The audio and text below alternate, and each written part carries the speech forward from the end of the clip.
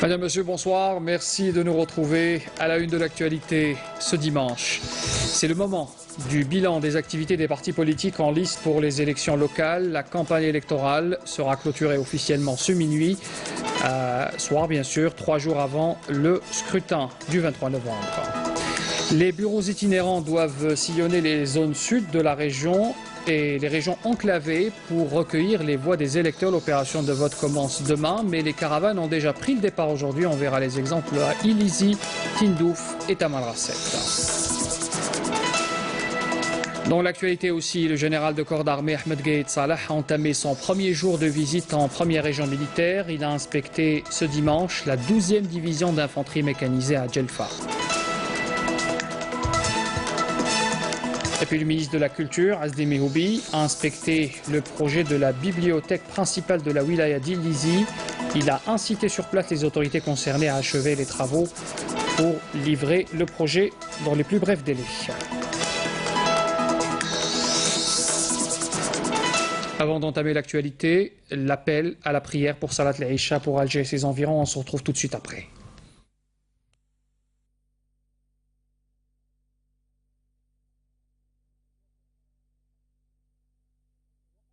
الله أكبر الله أكبر أشهد أن لا إله إلا الله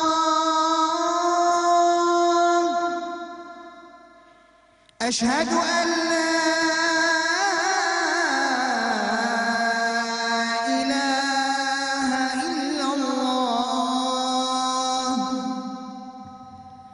أشهد أن محمدًا رسول الله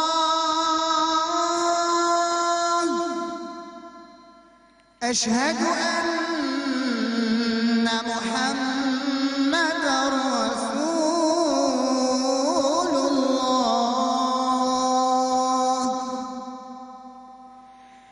حي على الصلاة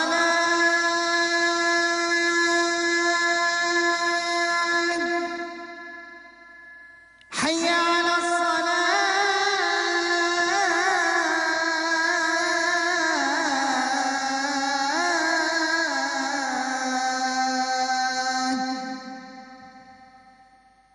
حي على الفلاح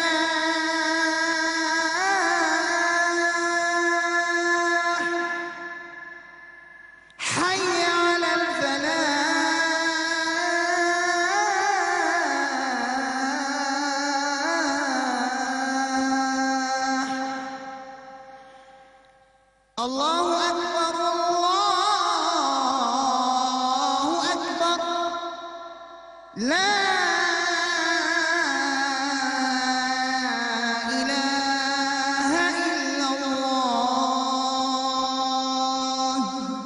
اللهم رب هذه الدعوة التامة والصلاة القائمة آت محمدا الوسيلة والفضيلة وابعثه مقاما محمودا الذي وعدته.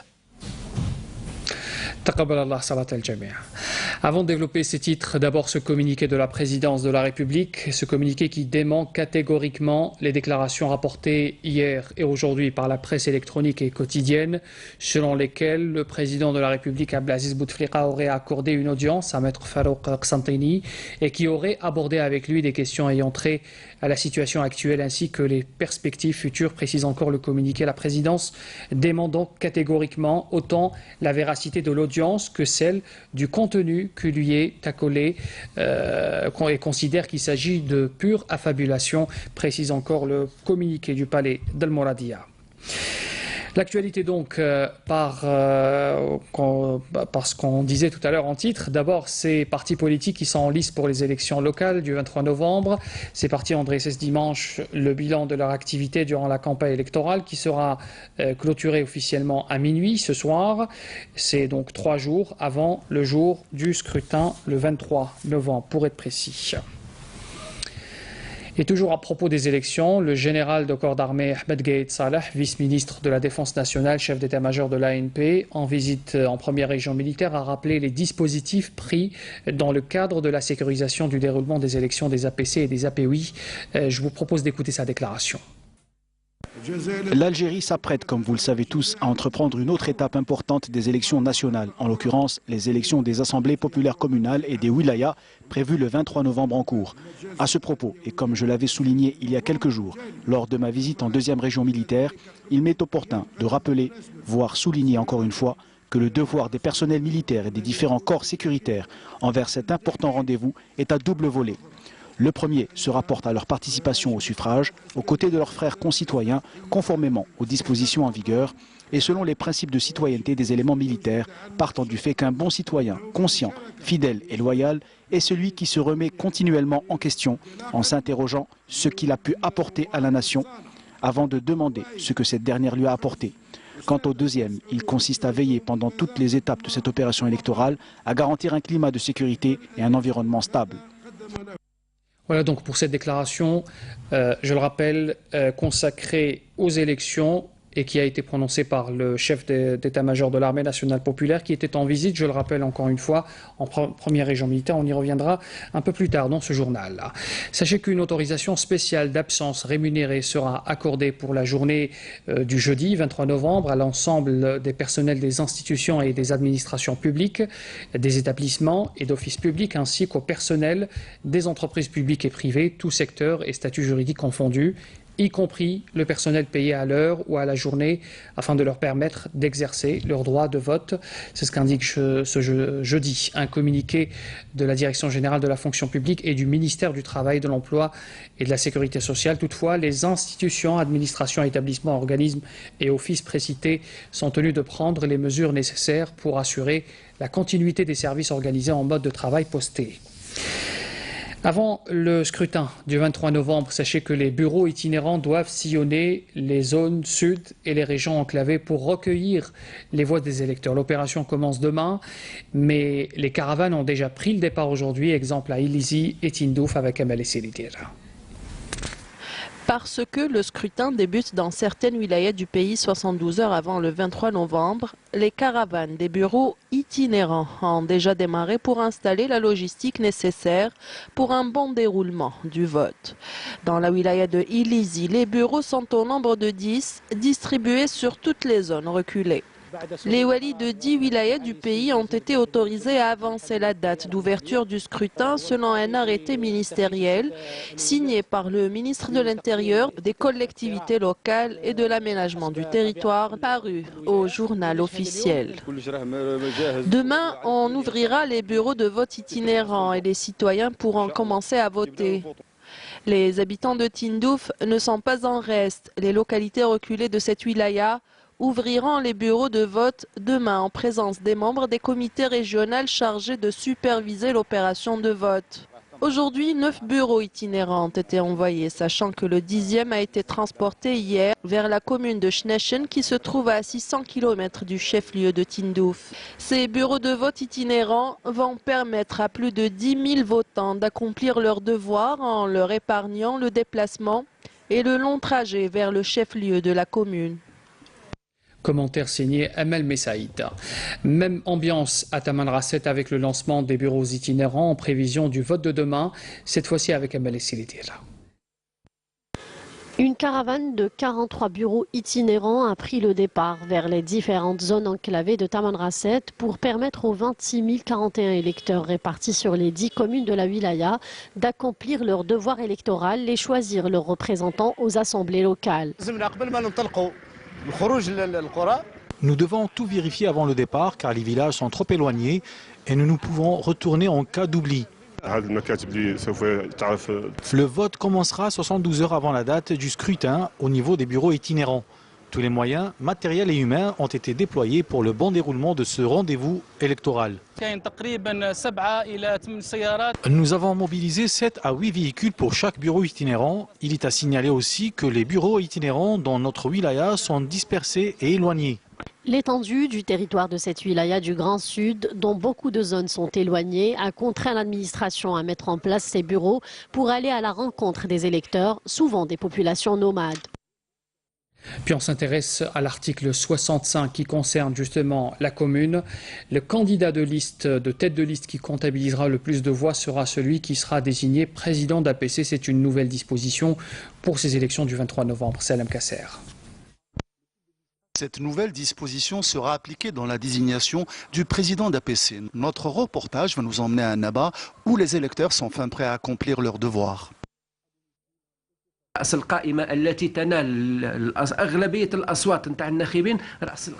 la tête de liste qui aura comptabilisé le plus de voix qui sera désigné président d'APC. Et s'il y a deux têtes de liste qui ont le même nombre de voix, le plus jeune des deux listes sera désigné comme président d'APC. Cette nouvelle loi met fin au problème du retrait de confiance au président d'APC. Par contre, dans le cadre de la loi 11-010, la disposition du retrait de confiance au président d'APC ne se pose plus. Selon certains avis de citoyens de la ville d'Annaba, cette loi va mettre fin au blocage de la gestion de l'Assemblée et permettre une meilleure gestion des projets et réaliser ainsi un développement durable de la commune. À mon avis, c'est positif pour la gestion de la commune à l'avenir. Quand l'Assemblée est stable, la commune sera bien gérée.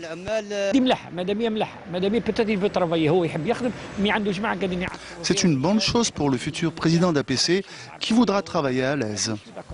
Par contre, il y a d'autres citoyens qui sont pour un suivi quotidien des projets de développement. Il ne faut pas donner des ordres il ne faut pas laisser les choses aller, il faut un suivi sur le terrain.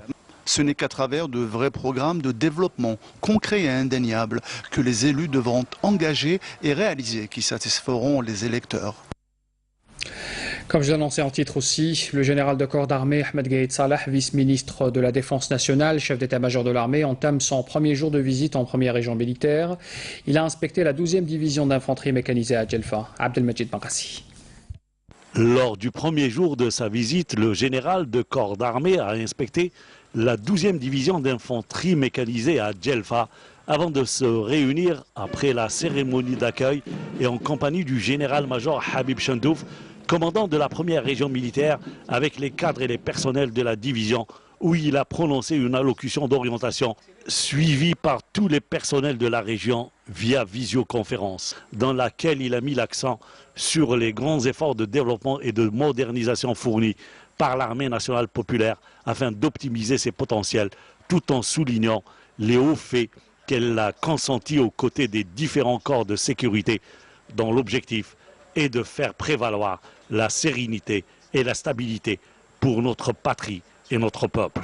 Cette armée authentique et de principe n'aurait pu enregistrer ses résultats en matière de développement et de modernisation multiforme et dans la lutte antiterroriste sans l'immuable attachement à la voie éclairée de ses vaillants ancêtres et à leurs valeurs et principes, sans la lecture et l'analyse rationnelle et perspicace des tenants et des aboutissants des divers défis actuels et sans la conscience des dimensions et des objectifs des futurs enjeux. Sur ce, l'armée nationale populaire œuvrera avec l'aide d'Allah et conformément à la vision, aux orientations et avec l'appui de son Excellence Monsieur le Président de la République, chef suprême des forces armées, ministre de la Défense nationale, à les remporter et les contrecarrer. Telle est une responsabilité qui nécessite la synergie des efforts de tous les fils dévoués de l'Algérie. Le général de corps d'armée a de nouveau mis l'accent sur le contenu de la lettre du président de la République adressée à la nation à l'occasion de la commémoration du 63e anniversaire de la glorieuse révolution de novembre, dans laquelle il a salué les éléments de l'armée nationale populaire pour les efforts qu'elle a fournis dans la protection du pays de tout danger. Il m'est très agréable de mettre l'accent ici, encore une fois, que l'armée nationale populaire, digne héritière de l'armée de libération nationale, qui accorde une importance capitale au bon accomplissement de ses missions, a trouvé tous les éléments de motivation et d'encouragement dans l'hommage adressé par son Excellence Monsieur le Président de la République, contenu dans sa lettre pour la Nation, à l'occasion de la commémoration du 63e anniversaire de la glorieuse révolution du 1er novembre, dans laquelle il a souligné que l'armée nationale populaire, digne héritière de l'armée de libération nationale, qu'il a saluée au nom de tous les fils de cette nation, prend en charge efficacement sa mission constitutionnelle de protection de nos frontières face au terrorisme international et aux crimes transfrontaliers. À l'issue et lors d'une diffusion directe depuis le champ de tir et de manœuvre, le général de corps d'armée a suivi un exercice illustratif en tir réel exécuté par une unité relevant de la division dans le cadre de la continuité de l'exécution du programme de préparation au combat 2017-2018. Un exercice qui s'inscrit dans l'optique d'acquérir l'expérience suffisante dans la planification et la maîtrise des unités ainsi que la gestion de bataille dans un environnement quasi réel, outre la mise en valeur du modèle efficient de l'examen de l'aptitude des unités de la division et de l'évaluation des qualifications des commandements et des états-majors.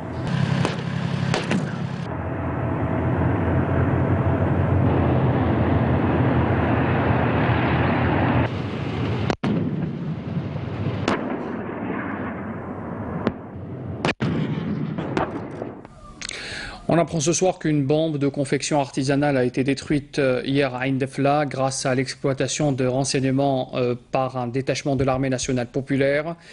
Par ailleurs, un détachement de l'ANP et des éléments de la gendarmerie nationale ont arrêté à Nama un narcotrafiquant et saisi 2 quintaux de kif traités et un véhicule touristique, tandis que 21 contrebandiers en possession de divers outils d'orpaillage ont été interceptés à Ingzam. Et puis, d'autre part, les unités des gardes-côtes et des éléments de la gendarmerie nationale ont déjoué à Oran, à Intimushent et Mostaganem des tentatives d'émigration clandestine de 96 personnes à bord d'embarcations de construction artisanale, tandis que 27 émigrants clandestins de différentes nationalités ont été arrêtés à Adrar, Gherdaya ou encore Ouergla, toujours selon le communiqué du MDN.